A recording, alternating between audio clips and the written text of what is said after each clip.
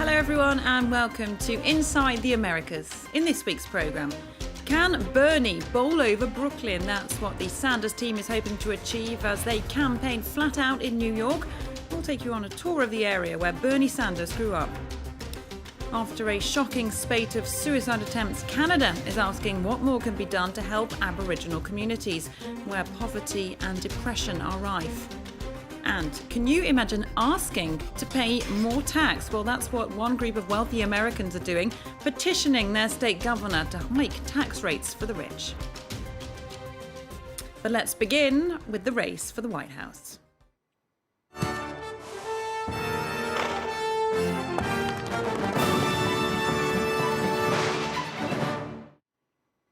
It's gearing up to be a tough battle in the US Democratic presidential hopefuls. Hillary Clinton and Bernie Sanders are stepping up their campaigns in New York, both vying to win their party's upcoming primary there, and both feel at home in New York.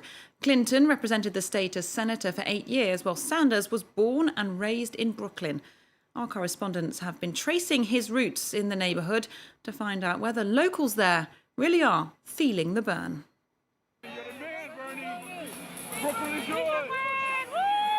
Bernie Sanders is back in Brooklyn. The presidential candidate grew up in apartment 2C in this building in a working-class neighbourhood in Midwood. This is where he shaped his ideas and picked up his distinctive accent. Growing up here, I learned the major lesson that I've ever learned in my life about economics, and that there are millions of families in America today who struggle every single day to take care of their families. And our job in this campaign is to create an economy that works for all of us, not just the 1%. Senator Sanders is the youngest of 2 sons. His parents were Jewish immigrants from Poland. His old school is just down the street. 16-year-old student Brianna is thrilled that he's running for the White House. It would be amazing to have a president. Wow, could have went to my high school. He's adorable and he reminds me very much of my grandfather.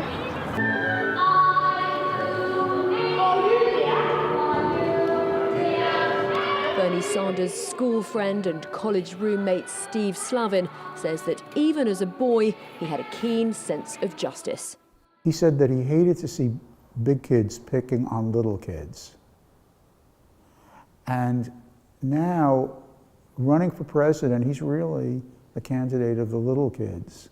Another thing to understand about Bernie Sanders is that because he was such a good distance runner, and what he did have and what really good distance runners have is they never give up. And they're going to finish the race. And that's what he's going to do. He's going to finish the race. Sanders earned his reputation as one of the best long-distance runners in his borough here more than 50 years ago.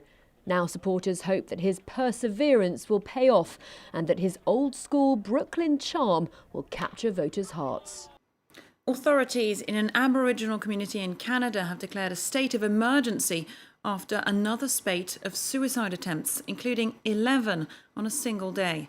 Many of those who've tried to take their lives in the Attawapiskat Reserve in northern Ontario are young people, while some in the community have been warning for years of the poor living conditions and depression among young Aboriginals. Claire Williams has more. I wish I could know what's going on myself, only if I can read their minds. A call for help from Chief Bruce Shashish. In 7 months, there have been over 100 suicide attempts in his community. The small, isolated town of Attawapiskat in northern Ontario has a population of 2,000. Locals have been using this Facebook page to offer each other support. One 13-year-old said she had told another young girl considering suicide, "No, don't do that. Your life is precious, and you got a whole life ahead of you." One person has died through suicide since September, 13-year-old Sheridan. I don't want her death to be in vain. I want something meaningful to come out of her death, that other children don't have to go through what she went through. The crisis has brought the often bleak conditions for Canada's Indigenous peoples into sharp focus. Poverty, lack of education, unemployment. It's common for 15 people to live in one small house. Half of communities don't have access to clean drinking water, but many young people use the internet and get a glimpse of how the rest of Canada lives. When you don't have access to what everyone else has in the rest of the country, whether it be access to jobs, access to good education, and access to, the nicer things in life, you feel left out. After 11 people in Attawapiskat tried to commit suicide last Saturday alone, Chief Shashish declared a state of emergency. In a tweet, Canada's Prime Minister called the situation heartbreaking, and the Health Minister said the government is investing $300 million in mental health programs for Indigenous communities. We are putting in place a number of immediate measures to be able to address the problem. There are, as of today, there are 2 additional mental health workers from Health Canada who have been sent into the community. The local MP, Charlie Angus, says the role of therapist is usually taken on by untrained community members who are also trying to cope with their own issues. If these were non-Aboriginal children, all the resources would be in their schools. When they're Aboriginal children, well, hey, you can take a number and stand in line. And meanwhile, kids are dying every day. It's the 5th time in 10 years a state of emergency for various social issues has been declared in the area.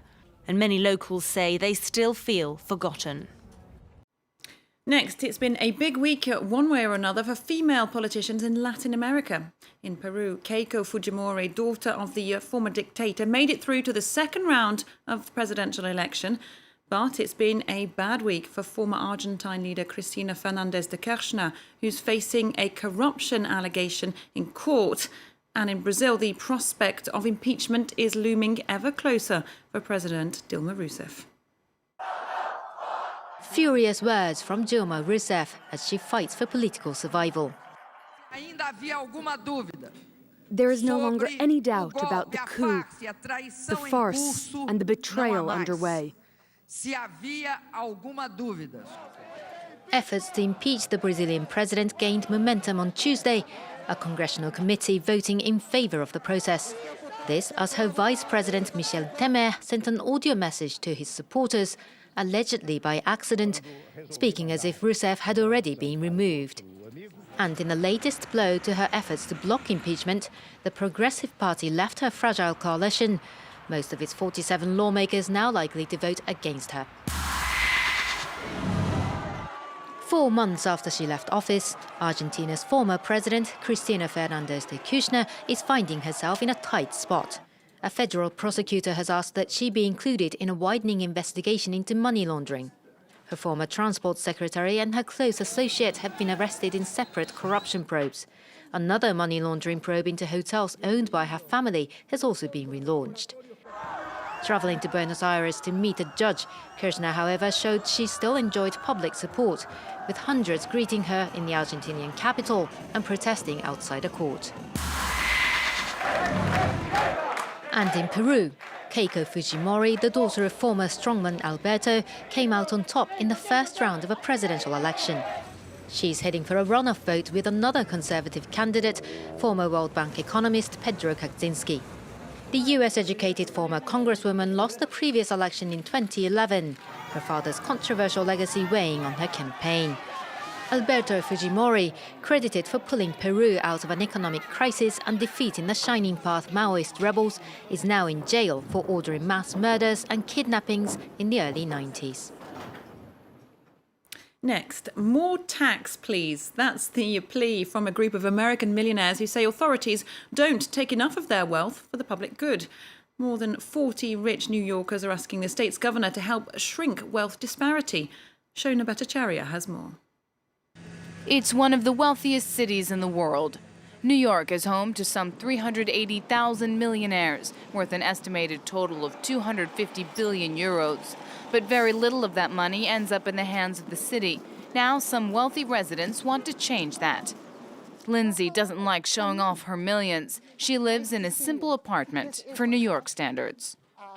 We have an entire house in Brooklyn. We're in Park Slope, Brooklyn, a very nice neighborhood. You can see our little The kitchen. building is worth 2.5 million euros, and it's only one of her properties. Lindsay also owns a ranch. With her architect husband, the couple earns at least $1 million a year, and they'd like to pay it forward. I can identify myself as a 1%er. I never knew about 1%ers. But I think what horrified me is that it doesn't take much in earning power to be a 1%er. Lindsay is one of several people who signed this letter addressed to the governor of New York. Others include a descendant of the Rockefeller family, well-known industrialists, Abigail Disney, heiress to the Disney empire, and Lal Lamagna, who made a fortune selling tweezers. To ask the government to tax people who make $1 million a year or more.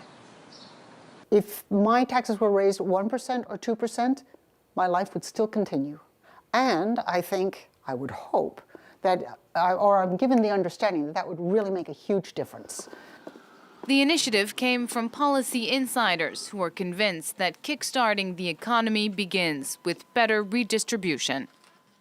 The very extreme concentration of income is a drag on economic growth because so few people having so much of the income, they don't need all of that to support their own consumption.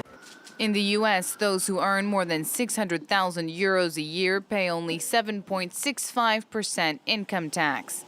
People come here, they'll stand at the bank and open the door for you, and there you are taking money out. How can you say you have no money? You have to give something. 40 New York millionaires signed the so-called 1% for tax fairness letter. 1% may sound like a drop in the bucket, and the initiative is largely symbolic. Still, the signatories say their funds must contribute to pressing social issues like child poverty, homelessness, and crumbling infrastructure.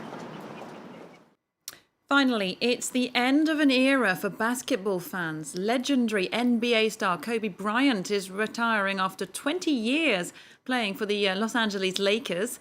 37-year-old Bryant leaves the NBA as the league's third greatest scorer ever and having notched up 5 NBA titles with the Lakers.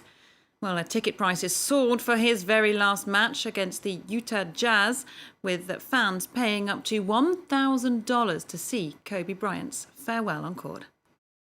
What an amazing career. Thanks for joining us for this Inside the Americas. See you next week for all the news from north to south.